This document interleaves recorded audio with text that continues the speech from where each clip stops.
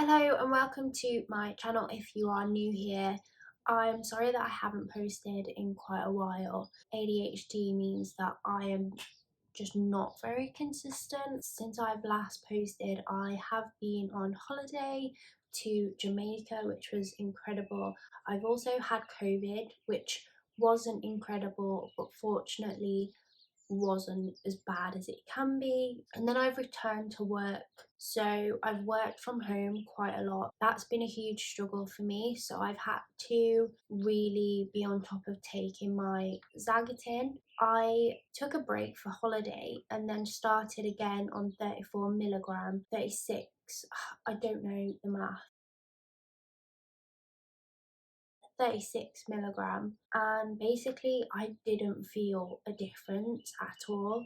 So I started to take 54 milligram, and those were the days where I did feel like I'd have solid concentration. However, there were some negatives that I'm starting to notice a bit of a trend with now. So I've passed all that information back to my psychiatrist, and they have agreed that I can try Elvans, which is really exciting because since I got my diagnosis last year, I've only ever taken Zagatin, and I've heard a lot of other people's experiences, which I do want to state for the record right now. Just because somebody has a really good or a really bad experience on a drug does not mean that necessarily will happen to you. I've heard so many experiences now, and the only thing I can take from it is nothing, basically, because just because it happens like that to them does not mean it will happen like that to you. And that doesn't mean that I stop asking. It's natural to want to know how other people experience it, and I'm not saying that it's bad to know. I'm just saying that it's actually irrelevant to how you will experience it. So unfortunately, you've just got to try it. But I am looking forward to trying Elvans and seeing if I can notice a difference between the two and how that affects me day to day. I'm waiting for some coaching sessions to kick in that I got from Access to Work. I'm also waiting for, there's another subscription, ADHD Unlocked, that I have got some money for, but they just will not get back to me. And I don't know if anyone's ever looked on their website. There's not that much information about the membership. It's £30 a month, and they do list what you get, but I'm just like, that's not enough. Like, I could put that web page together. Do you know what I mean? It's not detailed enough. It doesn't make me want it, but it's also like a limited selection that I have to choose from. So I've kind of got to go with them, and I'm emailing them and I'm phoning them, and they just will not respond to me, and I don't understand. Since coming back off holiday, I didn't take my Zagatin on holiday. I did start taking them again. I did a week on 36. The week after, I started on 50. Oh, I had this whole thing where, because of being bad with time, which is what one of the videos I've made is about specifically, I was going to be a few minutes late to work.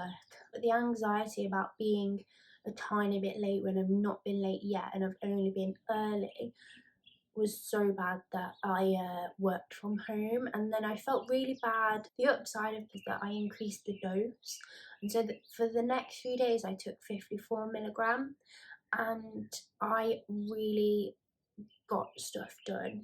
So that was a positive, but then I also had the negatives where come like 6 o'clock I kind of crash a little bit.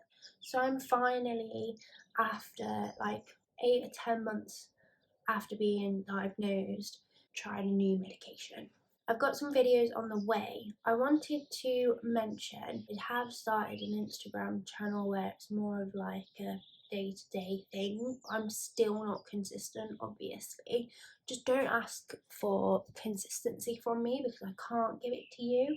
But what I was going to say is, if there are any topics that you would like me to talk about that I can kind of start the conversation about and you guys can carry it on in the comments, then let me know, because I'm happy to facilitate that. And obviously I have topics I think are really interesting that I'm going to start talking about too. One thing I wanted to mention was when I went to the airport, I got the sunflower lanyard, and that was a whole experience. The positives are that when I did use the lanyard, I did get through the airport quicker. The negatives are Jamaica, for example, didn't really recognize the lanyard for what it was.